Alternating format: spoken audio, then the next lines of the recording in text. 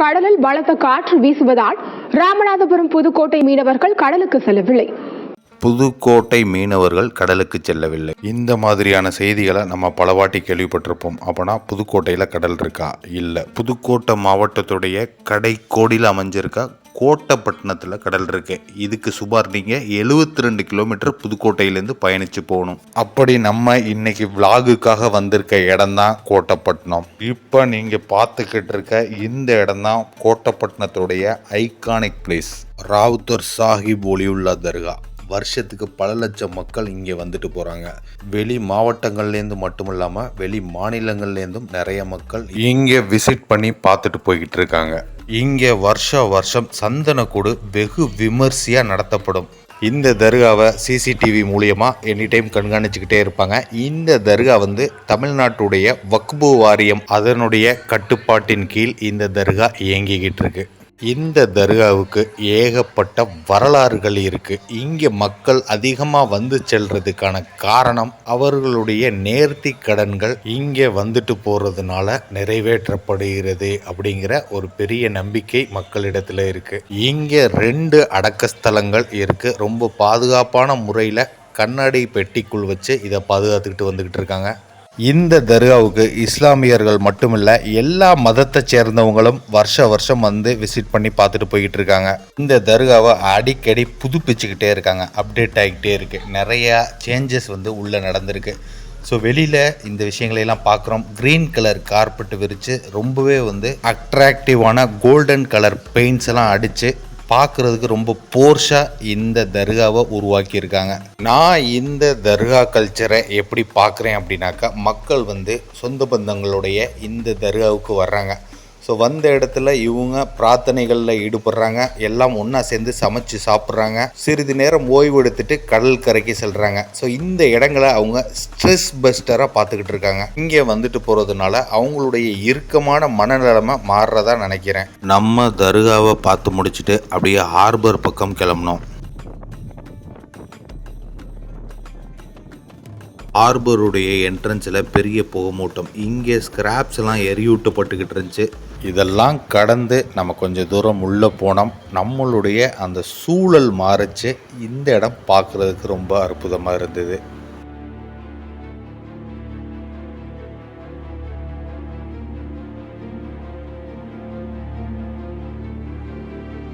இது வர்த்தக நேரம் இல்லை, அதனால் ஹார்பரில் பெருசாக கூட்டம் இல்லை.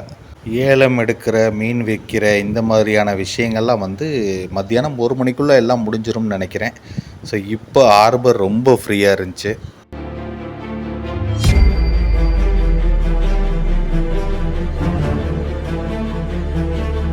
மரைன் போலீஸோடைய அந்த ரோந்து பணியில் ஈடுபடுற அந்த காம்பேக்டான போட்ஸை பார்க்க முடிஞ்சுச்சு. இந்த போட்ஸ்லாம் பார்க்குறதுக்கு ரொம்ப ஹைடெக்காக இருந்தது.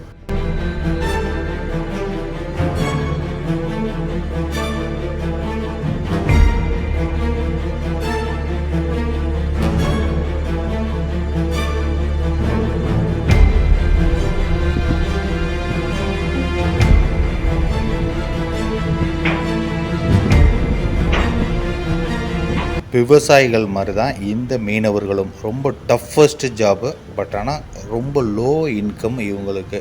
வேலைக்கு அப்புறம் கூட அவங்களுடைய ஓய்வு நேரங்களில் நிறையா மெயின்டெனன்ஸ் ஒர்க்கு பார்த்துக்கிட்டு இருக்காங்க. இதோ நீங்கள் பார்த்துக்கிட்டு இருக்கிறது தான் பே ஆஃப் பெங்கால், வங்காள விரிகுடாவோட அழகை பார்த்துக்கிட்டு இருக்கீங்க. ஸோ இந்த பே ஆஃப் பெங்கால் கிட்டத்தட்ட 5 நாடுகளை கவர் பண்ணுது. Bangladesh, India, Indonesia, Myanmar, Sri Lanka. இந்த வங்காள விரிகுடாவுடைய நீளம் 2090 கிலோமீட்டர்ஸ். இந்த ஹார்பரில் மீன்பிடி தளத்தை எக்ஸ்டெண்ட் பண்ணுறதுக்காக பெரிய கன்ஸ்ட்ரக்ஷன் ஒர்க்கு போய்கிட்டு இருக்கு.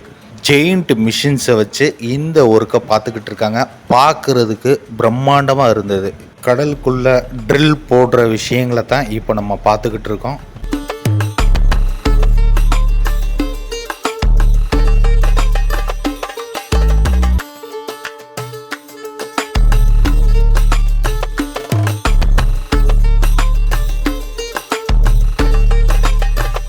இந்த விஷயங்களையெல்லாம் பார்த்து முடிச்சுட்டு நம்ம ஹார்பரை விட்டு கிளம்பி பக்கத்தில் இருக்கிற மீனவ கிராமம் பக்கம் போனோம்.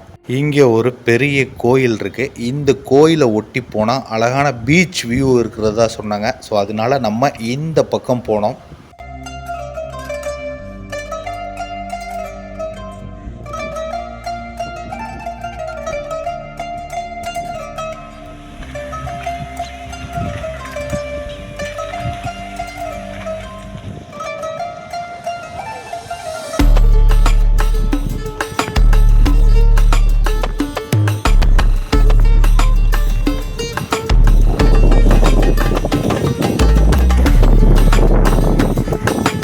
இந்த பக்கம் வந்தால் கடலை பக்கத்தில் நின்று ரசிக்கிற அளவுக்கு ஒரு அருமையான இடம் இந்த இடத்துல இருக்கு.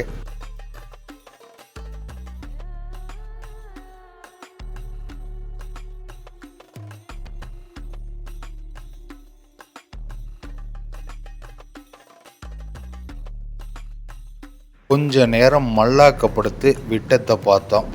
ஸோ இங்கே பறந்துக்கிட்டு இருந்த பருந்துகளை பார்த்தோம். டாப் கன்னில் வர்ற அந்த போர்ப்படை விமானங்கள் மாதிரி பறந்துக்கிட்டு இருந்துச்சு.